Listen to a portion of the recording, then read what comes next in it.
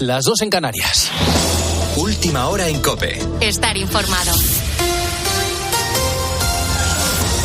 A las 7 de la tarde de este lunes se va a celebrar el pleno extraordinario del Consejo General del Poder Judicial, convocado por los vocales conservadores que quieren abordar la futura ley de la amnistía que el PSOE ha pactado con Esquerra y que está intentando cerrar con Junts. Uno de los vocales progresistas, Álvaro Cuesta, ha pedido al presidente del Consejo la suspensión de este pleno por considerarlo ilegal. Finalmente se ha rechazado su solicitud y el pleno sigue adelante. Más detalles, Patricia Rossetti. La convocatoria se ha realizado de conformidad con el reglamento y no procede suspender el pleno. Así responde el presidente en funciones del Consejo, Vicente Aguilarte, al vocal a propuesta del PSOE, Álvaro Cuesta, que además de pedir la suspensión del pleno, amaga con no ir.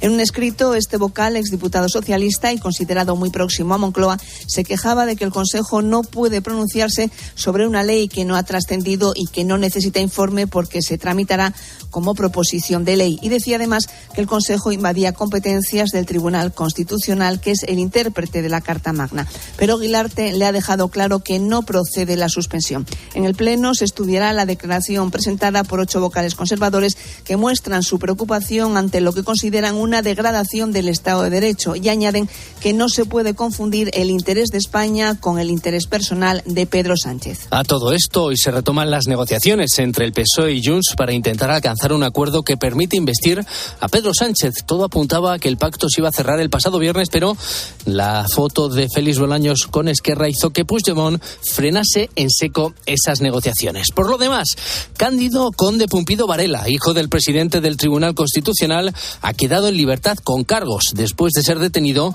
por una presunta agresión sexual a una prostituta. David Casado, buenas noches. Buenas noches. En la tarde de este domingo se ha producido esa salida tanto de Conde Pumpido Varela como de los otros 2 detenidos. Fuentes judiciales apuntan a que la magistrada María Isabel Durántez no se termina de creer la versión de la joven brasileña de 26 años dedicada a la prostitución. Los sucesos tuvieron lugar el viernes cuando fue contratada por el hijo del presidente del Tribunal Constitucional. Tras esto, según la versión de la denunciante, le agredieron en manada sin consentimiento. Sin embargo, como explica el auto del caso, sus declaraciones no coinciden con las cámaras de seguridad de la casa de Conde Pumpido. Por todo ello, la magistrada ha rechazado la petición de orden de alejamiento y desde este domingo ya ha sido puesto en libertad con cargos, aunque su abogado ya ha anunciado que va a demandar a la prostituta por denuncia falsa. Con la fuerza de ABC. COPE. Estar informado. Y se ha conseguido estabilizar el incendio declarado el pasado jueves en la localidad valenciana de Montichelvo. Ha sido decisivo estas últimas horas el trabajo de los medios aéreos para controlar un fuego que ha arrasado más de 2.500 hectáreas, aproximadamente 60 kilómetros de perímetro. 4 días después, los más de 500 vecinos de la zona desalojados han podido volver a sus casas. Uno de ellos ha sido Paco, que mostraba a Antena 3 su alegría por volver, pero también la angustia que ha vivido. Las llamas eran horribles, parecía un infierno. Yo casi no dormí. De hecho, me desperté muchas veces. Tienes un poco de ansiedad de volver a tu casa, a tus cosas. Los efectivos de la unidad militar de emergencia que han estado trabajando estos días en la zona contra las llamas ya se han retirado. Mientras tanto, la Guardia Civil investiga cómo se originó este incendio y no se descarta hasta ahora ninguna hipótesis, incluida la de que ese fuego pudiera ser intencionado. Tienes más información en nuestra web en cope.es. Ahora sigues escuchando La Noche de COPE con Adolfo Arjona. COPE. Estar informado.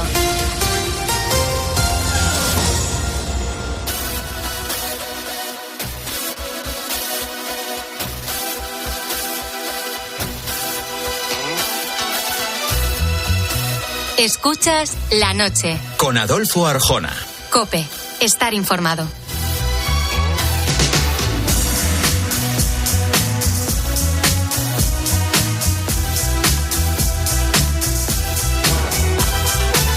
Envíanos tu nota de audio de WhatsApp al 650-564-504. No hay nada que nos pueda gustar más que oírte, oír tu voz en esta noche. Después de las noticias del boletín de las 3:02 en Canarias, llega el momento preferido de las mentes más curiosas. A partir de ahora, nos planteamos preguntas sobre el cuerpo humano, el mundo animal, los fenómenos naturales, el espacio exterior. Vamos a por la primera cuestión de esta noche.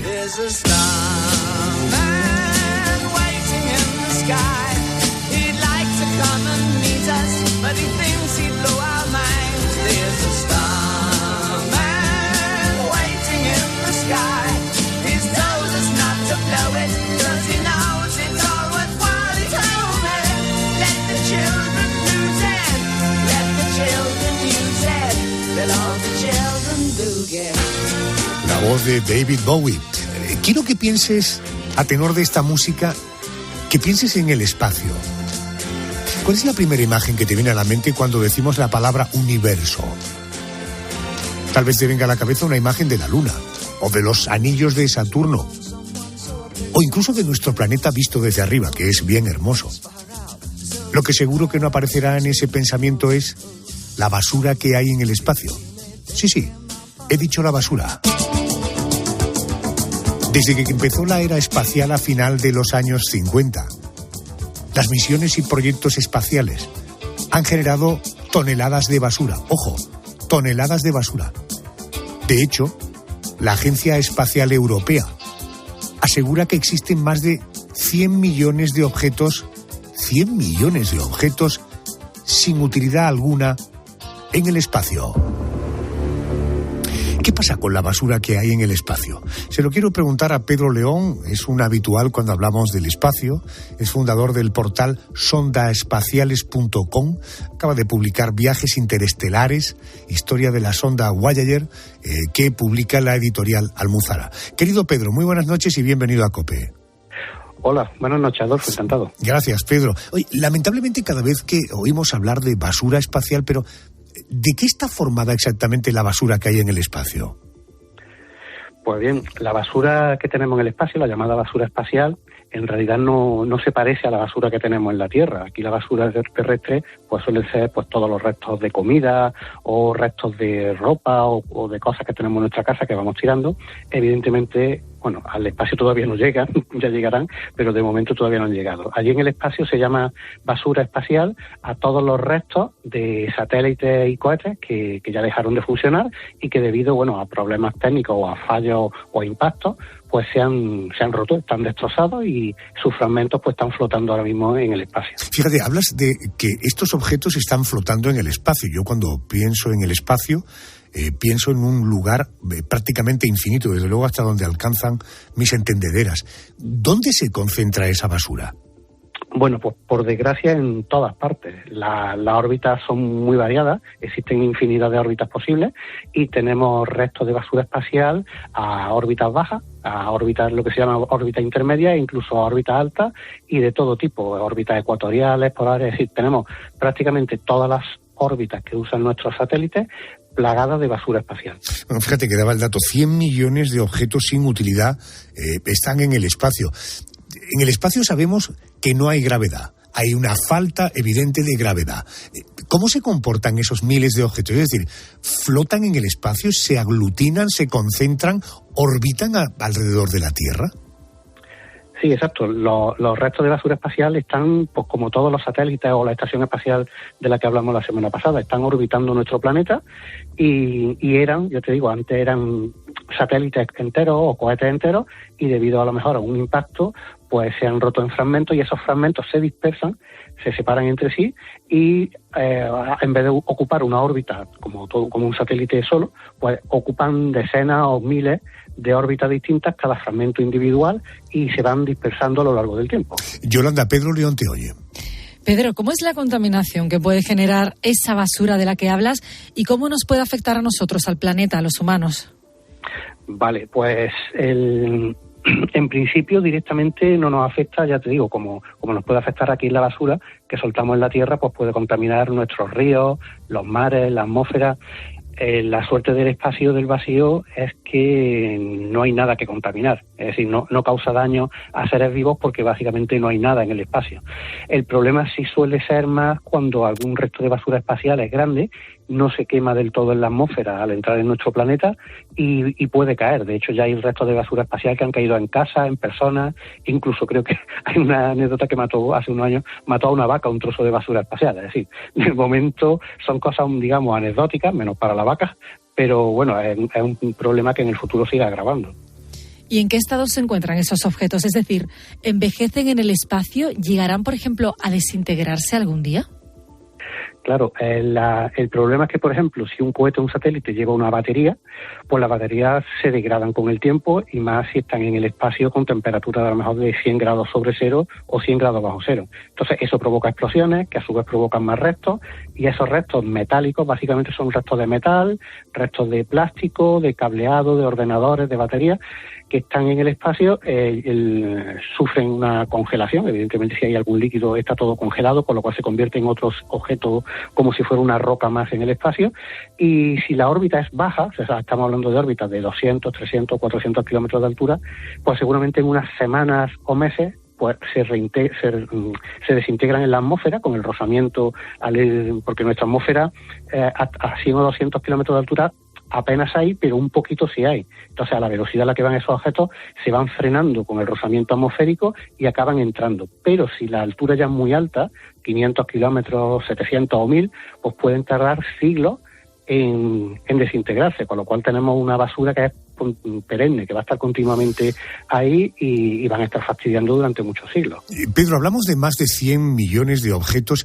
Ante esta espectacular cantidad, ¿la basura espacial podría chocar algún día con alguno de los artefactos que tenemos por ahí, por ejemplo, satélites, o podría entorpecer alguna misión aeroespacial? Claro, de hecho, desde hace décadas es un grave problema. Ya se han producido colisiones entre satélites que estaban funcionando y un fragmento de basura espacial que la ha impactado y lo ha destruido. Y la misma estación espacial periódicamente tiene que hacer maniobras para subir y bajar un poquito su órbita y evitar chocar contra fragmentos. Es decir, es un problema real que está ocurriendo desde hace ya décadas y se está agravando con el continuo lanzamiento de satélites, que cada vez es más continuo. Hasta hace poco se lanzaban unos 100 satélites al año y ahora estamos hablando de que se lanzan más de 2.000 satélites al año. Hemos multiplicado por 20 la cantidad de objetos que lanzamos, con lo cual, conforme esos objetos envejezcan, irán fallando y se irán quedando como restos de basura espacial que podrán chocar contra otros objetos. Es decir, estamos creando una especie de bola de nieve que se llama, de hecho tiene hasta un nombre, se llama el síndrome de Kessler, que indica, bueno, como en la película de Gravity, que un día pueden empezar a chocar los satélites entre sí y acabar todo destrozado en la órbita. Claro, eso tiene mucho que ver con el abataramiento, lo barato que es colocar satélites ahora en el espacio. El lanzamiento es muy barato. Recuerdo que no hace mucho se presentaba lo que será el primer satélite andaluz en subir al espacio, ¿no? Es una caja poco más grande que un cartón de tabaco, en fin, realmente espectacular. Vale, ante esta semejante pesadilla en la que se puede convertir la basura espacial, ¿eso tiene alguna solución? ¿Cómo puede limpiarse el espacio de esta basura? Claro, es un problema. De hecho, hasta hoy día no se ha hecho nada por limpiarlo porque es que técnicamente es muy complejo. Todo lo que está en la órbita viaja a 8 kilómetros por segundo. Es decir, eso puede ser hasta 20 veces más rápido de la velocidad de una bala. Imagínate algo que atraviese una ciudad por encima de nuestras cabezas a 8 kilómetros por segundo, ni lo veríamos pasar. Y todos los objetos de basura espacial, tanto del tamaño de un tornillo como del tamaño de un camión, viajan al azar en todo tipo de órbitas, de altura, direcciones y velocidades. Con lo cual, lanzar algo que atrape esos objetos, que además están girando sin control o pueden explotar, pues es muy complicado. O sea, hay proyectos de destruirlos con láser, un poquito estilo de película, o con campos magnéticos, atraerlos con un imán, o cogerlos con unas pinzas gigantes. Bueno, hay estudios de todo tipo, muchos PowerPoint, pero llevar eso a la práctica es muy caro y probablemente al hacerlo generaríamos más basura de la que hay. Es decir, es un problema que es muy difícil de solucionar. Siendo este un asunto que ha propuesto Yolanda, por tanto con un tinte catastrofista, a partir de lo que me estás diciendo, no me parece ninguna exageración la cuestión que planteaba en la reunión de redacción del programa que hacía Yolanda. ¿Podría impactar esa basura contra la Tierra? Claro, como decíamos antes, lo hace cada día.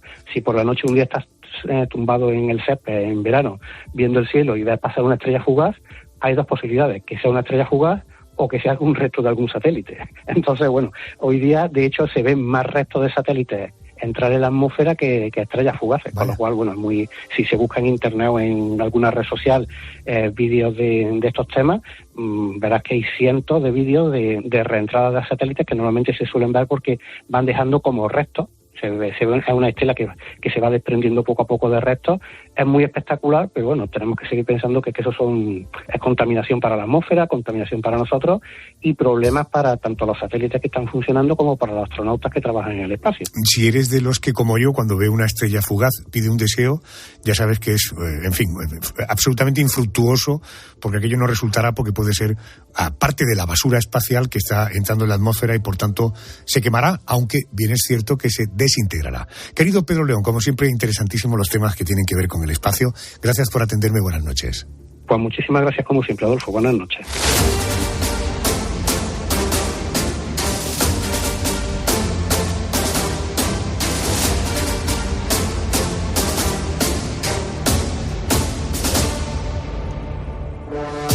La Revolución Francesa contada para escépticos. Es el último libro de Juan Eslava Galán publicado por la editorial Planeta.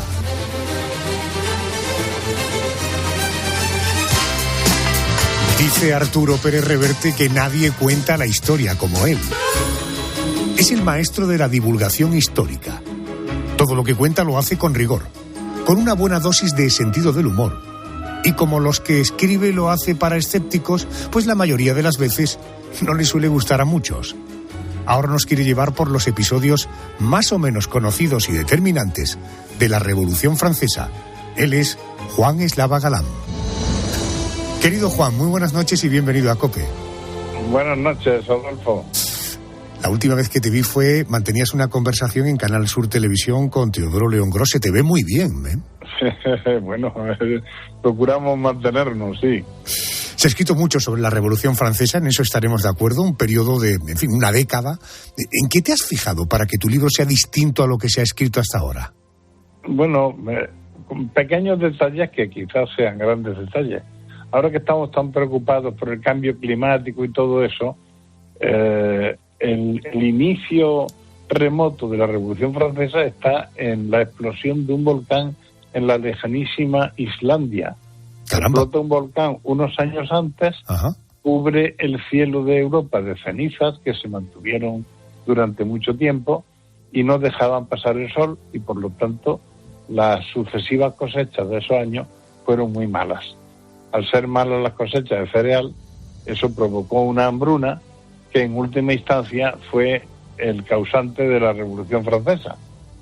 O sea, que no era tanto una conciencia social, no era, o que pudo tener luego elementos de este tipo, sino la erupción de un volcán en Islandia cubre el cielo, esto provoca el cielo de prácticamente toda Europa, esto provoca una hambruna y eso es lo que despertó este sentir de los franceses. Bueno, venía cociéndose a lo largo de todo el siglo XVIII, que es el siglo de la Ilustración, de la razón, venía cociéndose la idea de que era muy injusto el antiguo régimen, donde había una minoría de aristócratas que tenían todos los derechos, ocupaban todos los puestos buenos de gobierno, del ejército, etcétera, no pagaban impuestos y vivían a costa del pueblo, que no tenía derechos y pagaba impuestos. Entiendo. Entonces, claro, había que acabar con eso. Por tanto, la Revolución Francesa estuvo promovida solo y exclusivamente en gente en situación de pobreza, o la burguesía también participó en este movimiento. Bueno, la burguesía también participa, la burguesía ilustrada participa porque ellos quieren tener acceso, por sus méritos intelectuales, quieren tener acceso a los puestos de gobierno, que no los tenían, ¿no? Entonces, digamos que la Revolución Francesa la hace el pueblo pone la sangre, pero el beneficiario directo es la burguesía. Entiendo. Juan, el carácter de vecindad que tenemos con Francia me provoca preguntarte, ¿hubo algo de esta revolución que tocara de lleno a nuestro país? ¿Tuvo algo parecido en aquel periodo en nuestro país? Sí, efectivamente, hubo un conato de revolución unos años antes, nosotros nos hubiéramos adelantado, que fue el motín contra Esquilache, contra el ministro Esquilache. Pero eso al final se apagó, y donde realmente surgió la revolución con toda su fuerza fue en Francia. Aquí en España, obviamente, como en todos los otros países de Europa, todos eran monarquías absolutas, pues ya procuraron poner cortafuegos para que no llegara la revolución. Eso fue relativo. Obviamente la revolución llegaría a todas partes, ¿no?, a lo largo del siglo XIX. Uh-huh. Hay quien se atreve a afirmar que la Revolución Francesa fue el germen de los modelos de gobiernos democráticos. ¿Esta afirmación es cierta? Sin lugar a dudas, sin lugar a dudas. Le debemos a la Revolución Francesa no solo los franceses, sino el resto de las monarquías, de los regímenes democráticos de Occidente, sean monarquías, sean repúblicas, le deben a la Revolución Francesa haber acabado con el antiguo régimen y haber impuesto el nuevo régimen, en el que ya no hay aristócratas que sean los privilegiados, no hay pueblos sin privilegios, sino que de pronto todos somos ciudadanos y teóricamente todos tenemos pues nuestros méritos, derecho a llegar a la más alta magistratura. Pensemos tan solo que los políticos ahora de cualquier país de Europa, todos los políticos pertenecerían a la burguesía. No hay ya entre ellos aristócratas así muy conspicuos. Permíteme, me salgo un momento de la Revolución Francesa, naturalmente acuciado por la actualidad. Fíjate que me hablas del nuevo régimen que lo que intenta evitar son los privilegios. ¿Estamos sufriendo una involución? Quiero decir, que del Código Penal se retienen delitos de políticos a políticos, que políticos indulten a otros políticos, que políticos incluso pongan en marcha una amnistía para borrar, al menos de la historia, los sucesos, en este caso en nuestro país, del 1 de octubre. ¿Estamos viviendo una involución? Sin lugar a dudas. Lo que estamos viviendo es una vergüenza. Una vergüenza porque ya... De hecho, la democracia española era defectuosa, sobre todo porque hay regiones españolas de primera y hay otras de segunda. No hace falta que señale que Andalucía es de segunda. Ya eso era injusto. Pero es que encima la involución que estamos viviendo ahora en estos días, que es absolutamente una vergüenza, nos va a dejar en un nivel democrático más bajo todavía. Es decir, que hay democracias mejores que otras, y la nuestra no va a camino de ser de las mejores. Pero, señor Eslava, el presidente del gobierno en funciones dice que por el interés de España y por el interés de la reconciliación. ¿Cómo me dibuja usted un panorama así frente a una afirmación como ha hecho el presidente del gobierno en funciones? Bueno, el presidente del gobierno en funciones está asegurando el sillón durante, si es posible, otros 4 años, que es lo único que le interesa, ¿no? Y luego, pues, miente como habla, eso ya lo sabemos todos, ¿no? No estamos hablando ya de izquierda ni de derecha, ¿no? Este hombre incluso no solo se está cargando España, sino que se está cargando también al partido, al PSOE, que es muy necesario para la gobernanza de España. Tiene que haber un PSOE, lo mismo que tiene que haber un partido de centro-derecha que sean fuertes y que se equilibren. En eso consiste la democracia. Oiga, no quiero encontrar paralelismos entre la Francia de la Revolución Francesa y la España del siglo XXI, pero ¿qué papel está jugando la sociedad española en el año 2023? Quiero decir, ante esta afirmación que usted me hace de que el presidente del gobierno en funciones solo se estaría asegurando el sillón, no cabe mayor indignidad que someter a un país solo para asegurarte tú tu posición de poder, pero ¿cómo calificaría usted la actitud de la sociedad española ante estos acontecimientos? Bueno, la sociedad española, a la vista está que tenemos poca educación democrática, esa es la verdad, ¿no? No hemos tenido una democracia con mucho rodaje y entonces nos falta muchísima educación democrática, que en otros países de Europa, más afortunados que el nuestro, han tenido educación democrática y la gente sabe guardarle a los políticos, guardarle el mérito o el demérito a la hora de votar. Aquí, pues no, desgraciadamente todavía no hemos llegado a ese punto. Entonces, pues el pueblo, digamos que también deja lo suyo que desear. Que al final señalemos al voto como el único instrumento, el único momento en el que los ciudadanos tenemos voz. ¿Usted no cree que la ausencia de movilizaciones lo suficientemente contundentes para que hiciera reflexionar al presidente del gobierno en funciones también denota una cierta apatía por parte de la gente? Sin duda alguna, sin duda alguna. Políticamente estamos apáticos y no nos damos cuenta de que nos estamos jugando el futuro de nuestros hijos. Pero la sociedad española se ha vuelto muy apática, nunca ha sido excesivamente, solo en los años de la transición había cierto activismo político, la gente se preocupaba, ahora la gente se despreocupa y lamentablemente llevar adelante un país democrático es una labor en la que tenemos que implicarnos todos. Fíjese que usted es historiador, no es sociólogo, pero gracias precisamente a toda la curiosidad y todas las investigaciones que usted ha hecho a lo largo de la historia de la humanidad, ha visto comportamientos diferentes, reacciones diferentes. Esta actitud pasiva de la sociedad española puede tener que ver con que yo tengo mi problema individual, mi problema con mi familia, lo mío es salir adelante y lo que pueda pasar en el país casi que a mí me da exactamente igual. Pues sí, realmente hay algo de eso. No tenemos que ver una cosa. Los políticos solo se preocupan de ganar las siguientes elecciones, que son a los 4 años.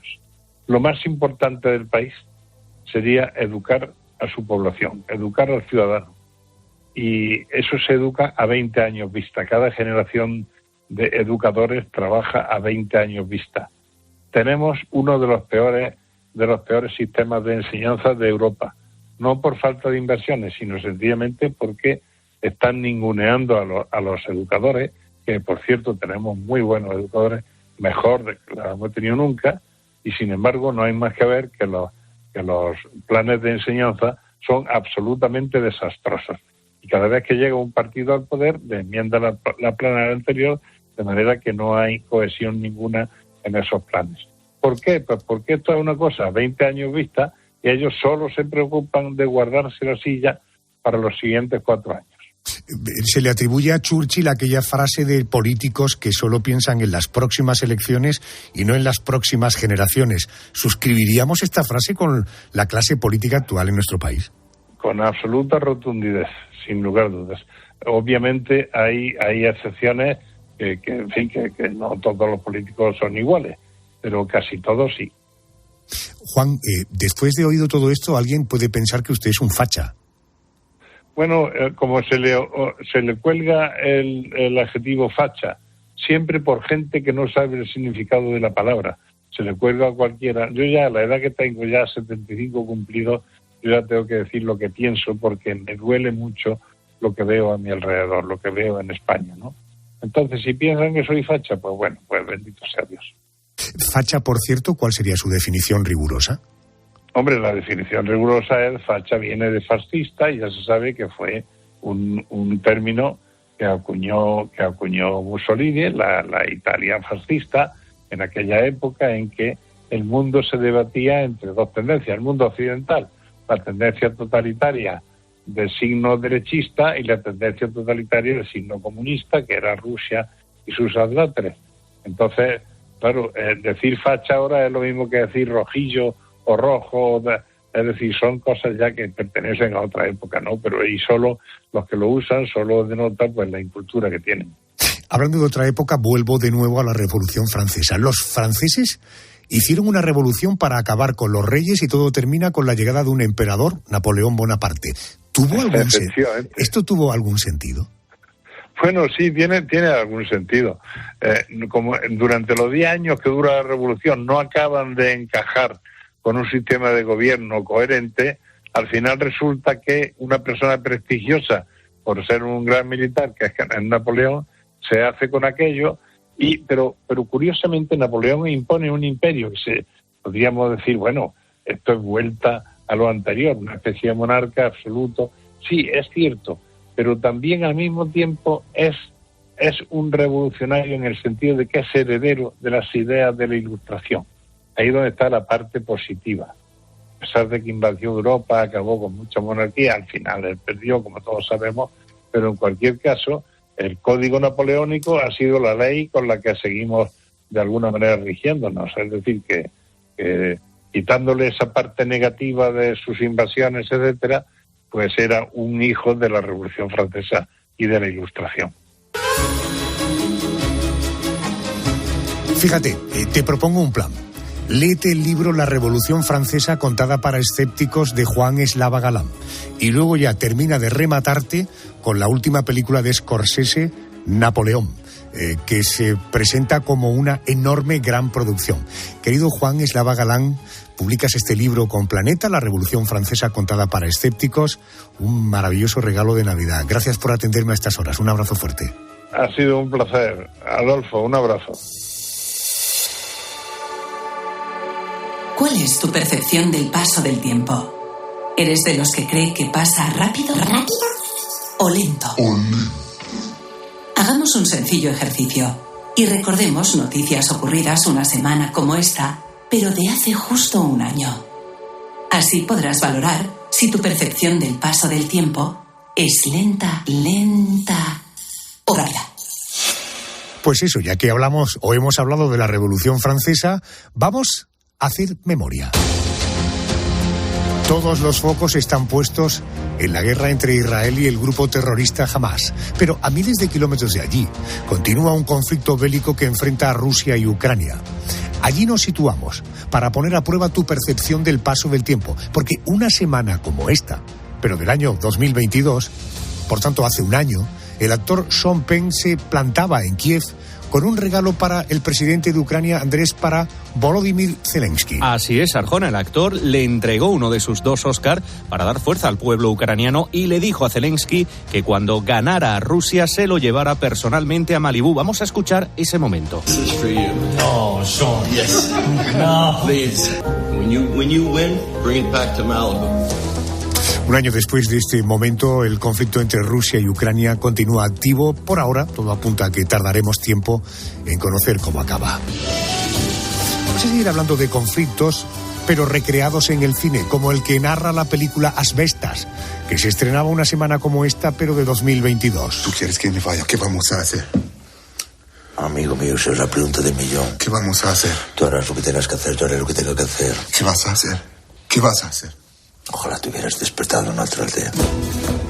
La película de Rodrigo Sorogoyen nos sumerge en la complicada convivencia entre un matrimonio de origen francés que se traslada a una aldea de la Galicia más profunda, donde choca con algunos de sus vecinos. Asbestas es ya uno de los grandes éxitos del cine español al obtener 9 premios Goya, entre ellos a la mejor peli, mejor dirección y mejor guión. Por cierto, conocemos detalles, Andrés, de la próxima gala de los Goya. Sí, con cuentagotas, pero sabemos algo. Por ejemplo, se va a celebrar el 10 de febrero de 2024 en Valladolid. Será presentada por Ana Belén y los Javis. El Goya de honor se entregará al director de fotografía, restaurador e investigador catalán Juan Marinet. Bueno, esta semana se cumple un año del estreno de Asbestas, la gran triunfadora de los Goya 2023.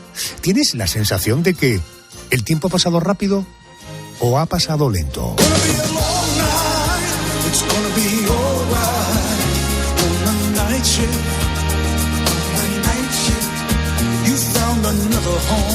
Hace justo un año se lanzaba el último trabajo de estudio hasta la fecha de Bruce Springsteen. Su título es Only the Strong Survives y supone el 21º disco en la carrera del Boss, que este año pasó por nuestro país durante su gira presentación.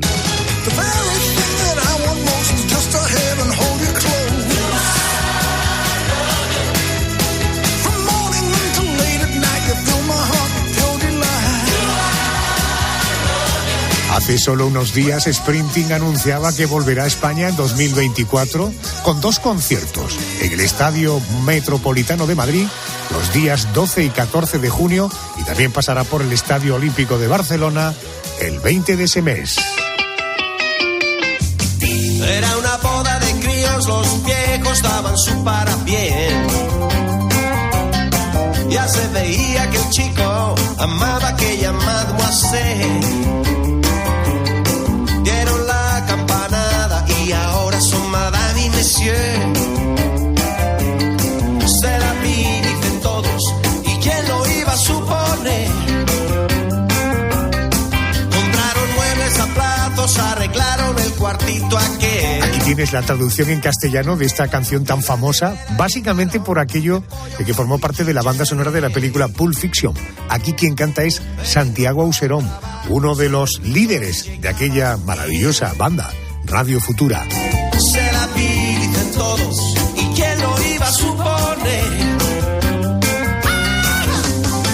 Si yo le preguntara a un médico qué es el vómito, seguro que me diría que el vómito es el contenido gástrico llevado de forma forzada hacia fuera de la boca, por contracción sostenida forzada de los músculos abdominales y el diafragma.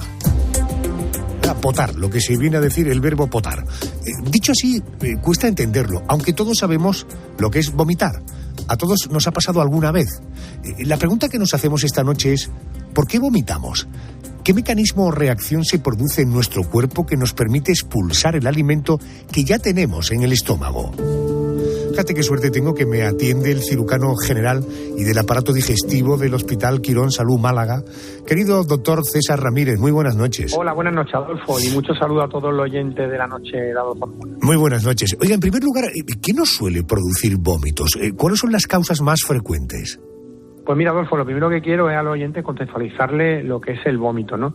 Y el vómito, que técnicamente en el argot médico se llama émesis, lo entendemos como la expulsión de forma brusca, fuerte, a través de la boca, de alguno de los contenidos que pueda haber en cualquier parte del aparato digestivo, ya sea esófago, estómago o intestino delgado, ¿vale?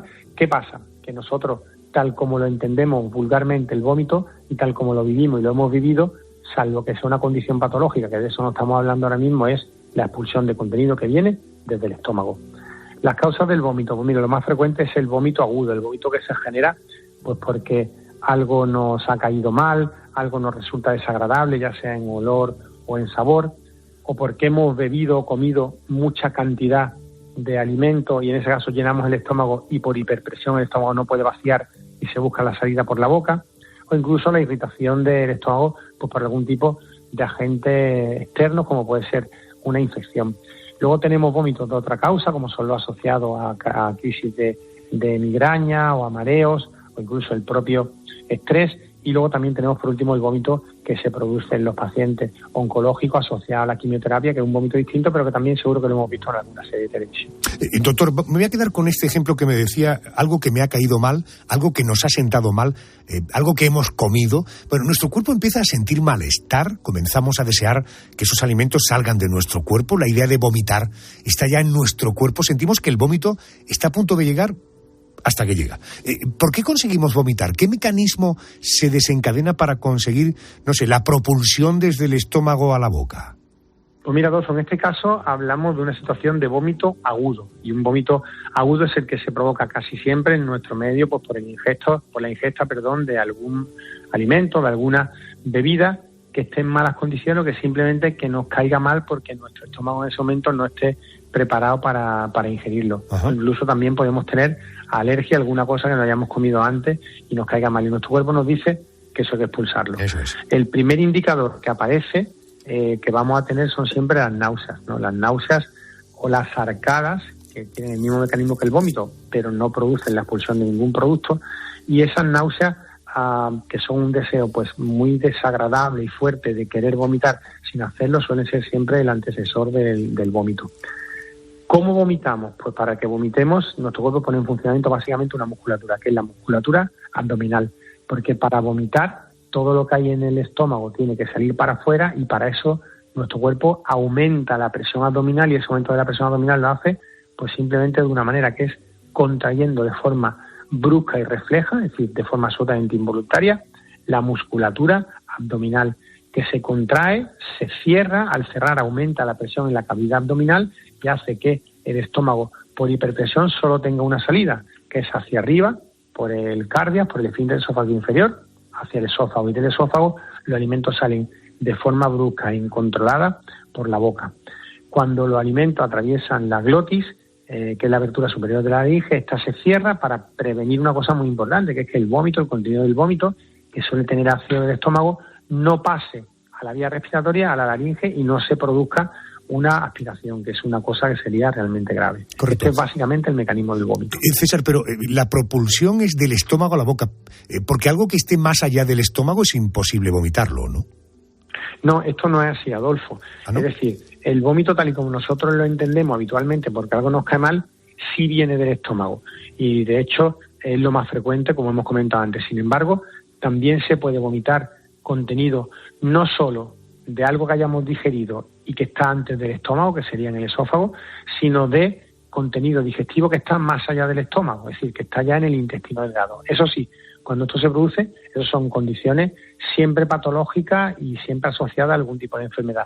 Por ejemplo, un paciente que tiene algún problema en el esófago, que es el tubo que dirige el alimento desde la boca hasta el estómago, pues porque tiene alguna inflamación aguda, porque tiene algún tipo de pólipo, algún tumor. Cuando el alimento intenta bajar, no puede pasar y el reflejo del cuerpo es expulsarlo para afuera. En ese caso, vomitaríamos lo que hemos comido o bebido, tal y como lo hemos comido o bebido, sin ningún resto de digestión. También podemos, por otro lado, en determinadas enfermedades, casi siempre obstrucciones del intestino, pues el intestino delgado que viene después del estómago, que tiene varios metros de longitud, llega un momento en el que se puede atorar o atrapar pues por alguna adherencia, por algún tumor también, con lo cual las secreciones digestivas no pueden prolapsar hacia adelante, se van acumulando y a través del esfínter pilórico, que es el que hay entre el estómago y el duodeno, que se abre por hiperpresión, salen para el estómago y pueden vomitar. En este caso los vómitos van a tener un aspecto absolutamente verdoso, como de líquido intestinal, incluso a veces pueden oler mal si ya la digestión se había realizado en un tramo bastante avanzado del aparato digestivo y refluyen hacia la boca. Es lo que técnicamente se llama un vómito fecaloideo, que todo el mundo al escucharlo sabe perfectamente a lo que me refiero. Doctora, todo eso nos ha pasado que en alguna excursión en autobús, siendo niños, alguien ha comenzado a vomitar y ya se desencadenó la locura. Hay una oleada de vómitos. ¿Por qué se produce? Es decir, yo supongo que aquí el sistema nervioso central debe jugar algún papel. Pues como hemos comentado al principio, Adolfo, algunas veces la vista, un olor o un sabor pueden provocarnos náusea, arcada e incluso vómito. El cerebro en este caso es un claro culpable de que esto ocurra, debido a que la acción de vomitar no es para nada agradable y siempre que rememoramos nosotros un episodio de vómito del pasado lo vamos a hacer con bastante repulsión y mal recuerdo. Yo en mi caso, lo que es el tomate desecado que te ponen muchas veces en los restaurantes italianos o en las comidas italianas, no lo puedo ni probar ni oler porque hace 20 y tantos años, en relación con una noche que salí de fiesta y que tomé pizza que tenía este tomate, recuerdo vomitar este tomate desecado, me dejó un sabor súper desagradable y tengo un recuerdo espantoso que hace que no lo pueda ni probar. Yeah. Bueno, pues en este caso nuestro sistema nervioso central actúa con cierta solidaridad y al ponernos en el lugar de una persona que está experimentando una situación de náusea y de vómito, lo que nos contagia a nosotros mismos. Esto es algo parecido a lo que seguro que muchos oyentes han escuchado, que es el síndrome de Cobbade, que es un tipo de trastorno psicológico que provoca en algunos hombres síntomas similares a los del embarazo de su pareja cuando va a tener un bebé, como náusea o precisamente calambres abdominales. Correcto, sí, efectivamente. Mónica, ¿alguna curiosidad? Sí, doctor, cuando llevamos todo el día vomitando, ¿qué alimentos nos aconsejaría que tomáramos, o alimentos o bebidas, y cuáles estarían prohibidos? Pues cuando estamos todo el día vomitando, pero tenemos apetito, tenemos que tener una serie de medidas y recomendaciones para volver a intentar estar bien. Por un lado es muy importante, cuando cocinemos, cuando queramos comer algo, no tengamos muchos olores dando vueltas alrededor y que nos tomemos la comida de una manera muy, muy despacito y sea una pequeña cantidad, no más de 200 centímetros cúbicos, haciéndolo en cantidad de 5 o 6 comidas al día. Los alimentos, aquellos que vayan a necesitar muy poca digestión, es decir, si puede ser comida triturada o pasada, lo mejor, y si no, cosas que sean de muy fácil digestión, como una tortita francesa pues hecha vuelta y vuelta, o un poquito de jamón york, un poquito de pechuga de pavo, un poquito de queso blanco, un poquito de arroz que no esté cocinado, en fin, cosas así que sean muy simples y que al estómago le caigan bien porque no le obliguen a mucha cosa, ¿no?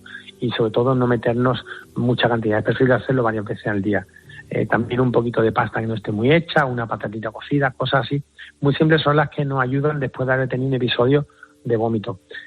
Por supuesto, huir de las comidas azucaradas, con fritos que tengan componente ácido, nada que tenga grasa. Y respecto de los líquidos, las bebidas isotónicas, que es un poco lo que siempre tiramos de ellas, pues tengo diarrea, tengo vómito, voy a por una bebida isotónica. Aquí no nos van a hacer recuperar las sales minerales y otras sustancias perdidas, lo mejor es hidratarnos bien con agua, con alguna bebida carbonatada, como por ejemplo una limonada alcalina, que suele ser de mucha ayuda. Estas son un poco las medidas que yo recomendaría a nuestros oyentes. Todos hemos vomitado alguna vez y lo vemos incluso, un acto normal que no remite más gravedad. Pero, ¿qué síntomas se tendrían que dar para que nos alertemos y acudamos al médico? Correcto. El vómito como una cosa aislada, jamás nos debe alertar y preocupar, más allá de que no se repita pues durante varios días seguidos, porque si un día vomitas porque te ha caído algo mal, eso no tiene ninguna importancia. Si estás vomitando durante varios días seguidos, si está tu estómago teniendo una situación de rechazo, pues podemos pensar o que nuestro estómago no está vaciando bien o que simplemente tenemos un estado inflamatorio asociado que nos hace que vomitemos. Bueno, pues la repetición del vómito durante un periodo de tiempo mantenido, seguido, siempre tiene que ser una señal de alerta que nos lleve al médico. Por otro lado, cuando vomitemos, y cuando vomitamos todos sabemos y vemos lo que vomitamos normalmente, porque a todos nos coge delante la salida del vómito, va a ser casi siempre restos alimenticios, ¿no?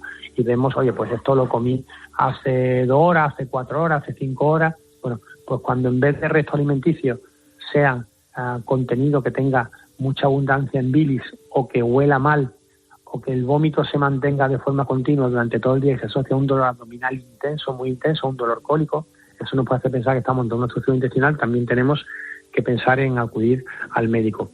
Y luego lo que he dicho, cuando el vómito sea de algo que acabamos de tomar, que no ha llegado al estómago siquiera, y que lo doblemos tal cual, que pueda haber un problema en el esófago, también tiene que ser motivo para consultar con el especialista. Estas son básicamente las medidas que nos llevar al médico y que no suponen en sí más del 1% del episodio de vómito. Casi todos, como hemos dicho siempre, son vómitos aislados por algo que no ha caído mal y que se solucionan con el mismo vómito.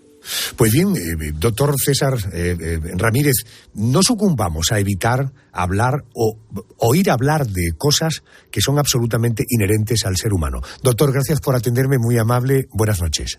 Buenas noches a ti, Adolfo, y para todos los oyentes de La Noche de Adolfo, encantado de estar con vosotros una vez más. Muy amable, gracias.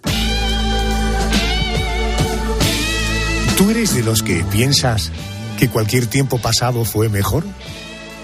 En todo caso, si la vida no te ha dado ningún gran revolcón, cuando miras atrás, seguro que piensas en aquellos maravillosos años. Hoy, 1981. Ese año, el presidente del gobierno, Adolfo Suárez, se asomaba a la pequeña pantalla de televisión española para anunciar su dimisión irrevocable. Presento irrevocablemente mi dimisión y mi decisión de dejar la presidencia de la Unión de Centro Democrático. En 1981, España vivió una jornada para la historia. Un acontecimiento que durante horas nos tuvo a todos en vilo. ¡Quieto todo el mundo! Un grupo de guardias civiles armados con metralletas asaltaba el Congreso de los Diputados con la intención de dar un golpe de Estado. Afortunadamente, la situación fue controlada y el rey Juan Carlos I se dirigía a los españoles. Para mantener el orden constitucional dentro de la legalidad vigente. En 1981 hubo otra noticia que acaparó la atención, en este caso de todo el mundo. Habían disparado contra el Papa San Juan Pablo II en la Plaza de San Pedro, en el Vaticano. Aunque se temió por su vida, el pontífice se recuperó y acudió a la prisión donde permanecía encarcelado su agresor. San Juan Pablo II le dio su perdón. Perdona. Al que he perdonado sinceramente. Entre tanto acontecimiento y suceso, en la tele de 1981 también había hueco para el entretenimiento. Se estrenaban series como Arriba y Abajo. Señora Bridges. ¿Qué hay, Ruby? Estoy oyendo una banda fuera, en la calle. Pero la serie que arrasó en 1981 fue Verano Azul. Chanquete no te puede contestar. ¿Y por qué no? ¿Está dormido? Y las mamás de entonces veían extrañadas cómo sus hijos les pedían espinacas. Era lo que comía un marino llamado Popeye que llegaba a las televisiones de España en 1981. Y aquellos que preferían ir al cine a disfrutar de aventuras en pantalla grande, se encontraron en las carteleras el estreno de Indiana Jones en busca del arca perdida. Henry Jones Jr. Me gusta más Indiana. La quería ya tanto que... 1981 también fue un año cargado de buena música. De Niña a Mujer, de Julio Iglesias, fue el gran éxito del año, pero los meses más calurosos fueron para María Jesús y su acordeón. El baile de los pajaritos fue la canción del verano en nuestro país en 1981, un año en el que España ganó el Festival de la OTI gracias a Francisco y su canción Latino. Y vaya si ese año disfrutábamos de buenos conciertos. En 1981 venía por primera vez a nuestro país Bruce Springsteen. Fue el 21 de abril de ese año. Venía para presentar su álbum The River.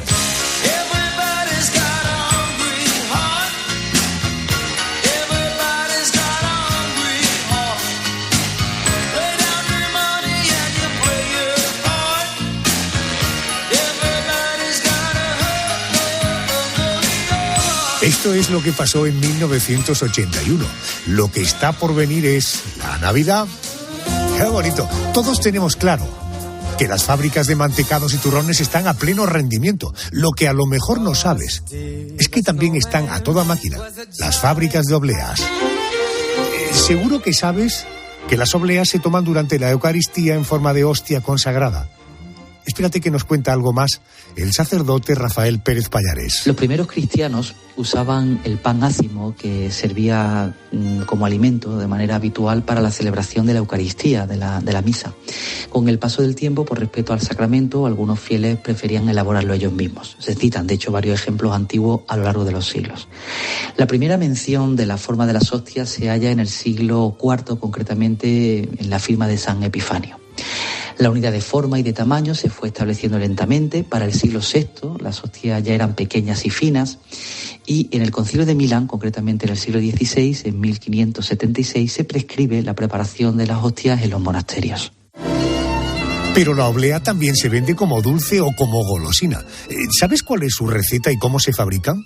Alonso Rodríguez es el gerente de obleas de Caravaca de la Cruz en Murcia. Querido Alonso, buenas noches, bienvenido a la COPE. Sí, buenas noches. Alonso, además de la harina, ¿qué otros ingredientes básicos se necesitan para fabricar una oblea? Pues tenemos varios tipos de oblea. Tenemos la que se produce con harina de trigo, y también tenemos otro tipo de oblea que es con almidón de patata o almidón de maíz. En tu opinión, Entonces, ¿cuál de las dos está más rica? Pues cada una se utiliza para un determinado producto. Por ejemplo, la de fécula de patata es una oblea para comérsela así directamente, porque es una oblea que lleva sabor. Y la de harina de trigo se produce para un dulce muy típico de aquí, de toda esta zona de Murcia, que se llama alfajor. Entiendo. La oblea tiene diferentes tamaños. Hablábamos antes de la hostia consagrada. Esa tiene un tamaño, tiene una forma, pero yo he visto obleas de múltiples formas. Supongo que esto es tan sencillo que una vez que, como tengo la masa, en fin, le recorto y le doy el tamaño que quiero, ¿no? Exactamente. Nosotros tenemos planchas grandes, tenemos planchas redondas y planchas rectangulares. Y a partir de ahí, pues según la medida, demanda del cliente, recortamos de la medida que sea. Por ejemplo, de 5 centímetros hacemos para unos dulces típicos de aquí que se llaman cordiales. También hacemos oblea rectangular para el turrón de Navidad de toda la vida. Entonces tenemos cualquier tipo de medida podemos hacer. ¿El proceso de fabricación de las hostias para consagrar es el mismo que el de una oblea tradicional? Sí, es el mismo. Lo que pasa es que las hostias para consagrar las fabrican las monjitas, que ellas tienen su propia maquinaria y ellas la hacen. Entonces nosotros solo fabricamos pues para empresas, para dulces, para turrones.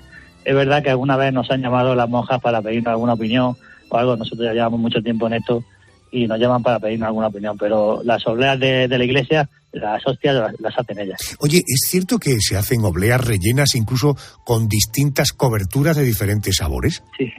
Sí, la verdad que eso fue aquí trabajando con los mismos trabajadores. Veíamos que cuando se rompía alguna oblea, pues le echaban alguna crema de cacao y se las comían, y a partir de ahí dijimos, podríamos hacer esto, y entonces le echamos crema de cacao entre dos obleas así crujientes, y la verdad que estaba muy bueno. Qué rico.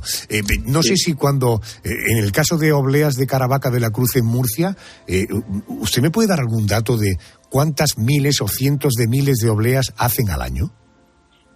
Sí, pues la verdad que esto empezó desde antiguamente se hacía, poco a poco se hacía con una plancha.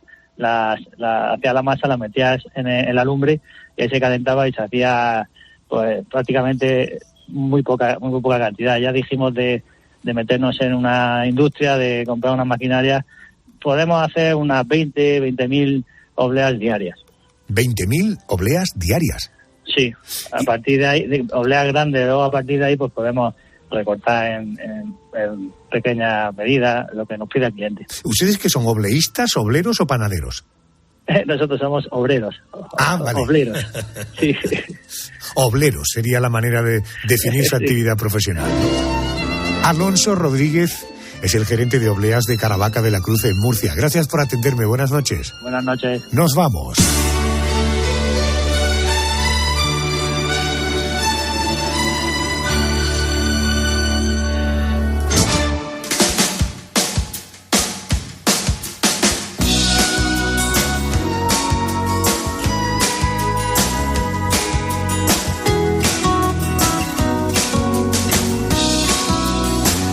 tenemos tiempo para más. Recuerda que la semana que viene, si te apetece, la madrugada entre el domingo y el lunes, nos encuentras aquí en la radio. Te dejamos ahora con las noticias de las 4:03 en Canarias, Poniendo las calles, el gran Herrera Carlos, en fin, en 7 días nos encontramos. Cuídate y sé feliz.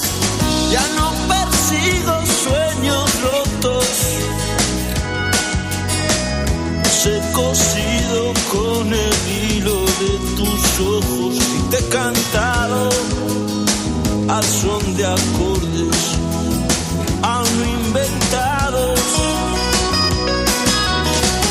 Ayúdame y te habré ayudado, que hoy he soñado en otra vida, en otro mundo, pero a tu lado.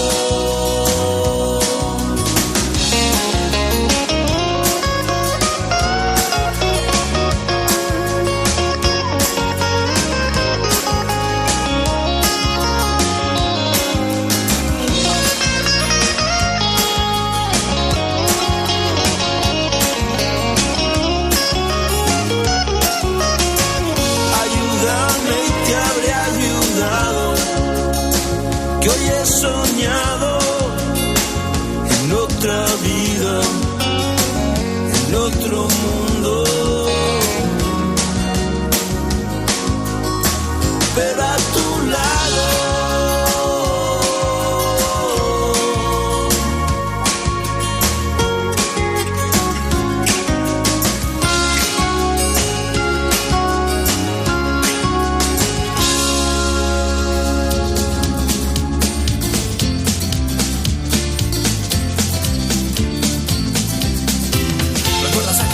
En la cabaña del turbo, las risas que nos hacíamos antes todos juntos, hoy no queda casi nadie de los de antes, y los que hay han cambiado, han cambiado, sí.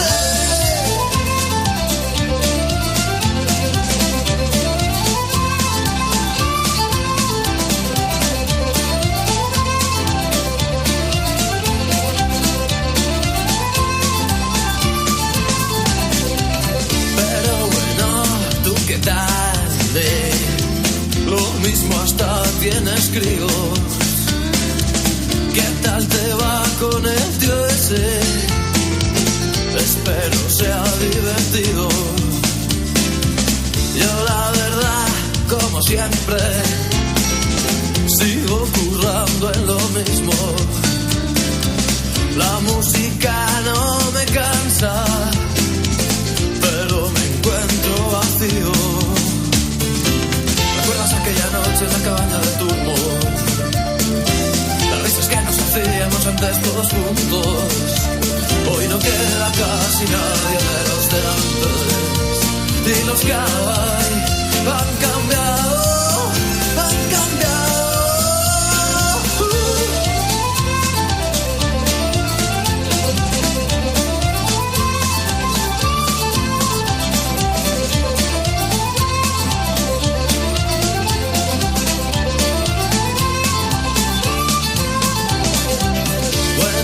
Ya me despido, si te mola me contestas, espero que mis palabras desordenen tu conciencia.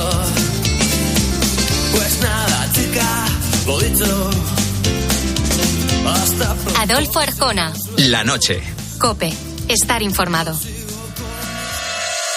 274 objetos aéreos se introdujeron en el espacio aéreo estadounidense y no pudieron ser identificados. Recordemos que un ovni no es un extraterrestre, es un objeto volador no identificado. ¿Por qué se ha convertido en una pesadilla? Pues mira, entre otras cosas porque es un asunto de defensa nacional. Drones y la nueva tecnología, los misiles hipersónicos, evidentemente son en principio... Los martes a las 11:30 de la mañana, Javier Sierra en Herrera en COPE.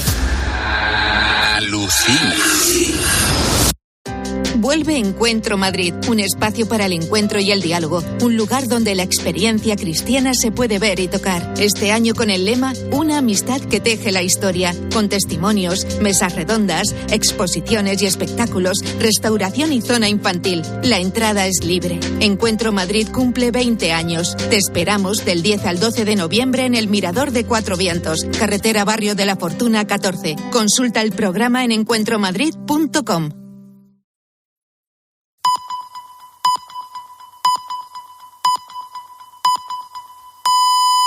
Son las 4.